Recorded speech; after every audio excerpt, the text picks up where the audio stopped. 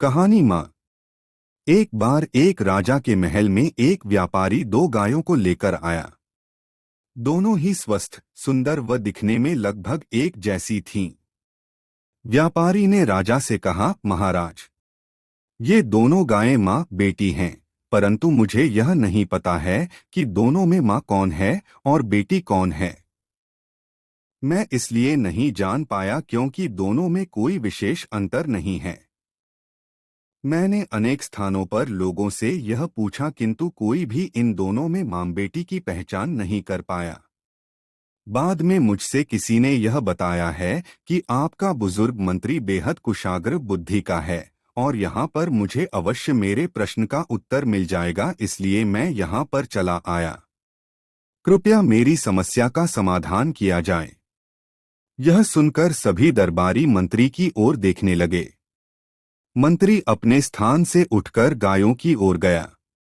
उसने दोनों का गहराई से निरीक्षण किया किंतु वह भी नहीं पहचान पाया कि वास्तव में कौन मां है और कौन बेटी है। अब मंत्री बड़ी दुविधा में फंस गया। उसने राजा से मां बेटी की पहचान करने के लिए एक दिन की मोहलत मांगी। घर आने पर वह बेहद परेशान रहा। उसकी पत्नी इस बात को समझ गई। उसने जब मंत्री से परेशानी का कारण पूछा तो उसने सारी बात बता दी। यह सुनकर उसकी बुद्धिमती पत्नी बोली, अरे, बस इतनी सी बात है, यह तो मैं भी बता सकती हूँ। अगले दिन मंत्री अपनी पत्नी को वहां अपने साथ लेकर गया जहां गायें बंधी थीं। मंत्री की पत्नी ने दोनों गायों के आगे अच्छा भोजन रखा। कुछ ही देर बाद उसने मां व बेटी में अंतर बता दिया। लोग चकित रह गए।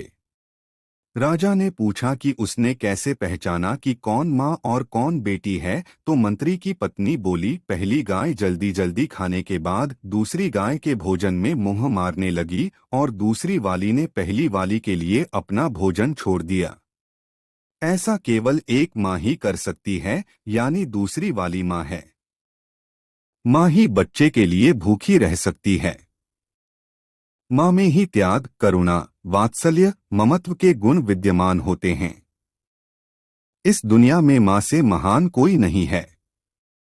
मां के चरणों में भगवान को भी झुकना पड़ता है।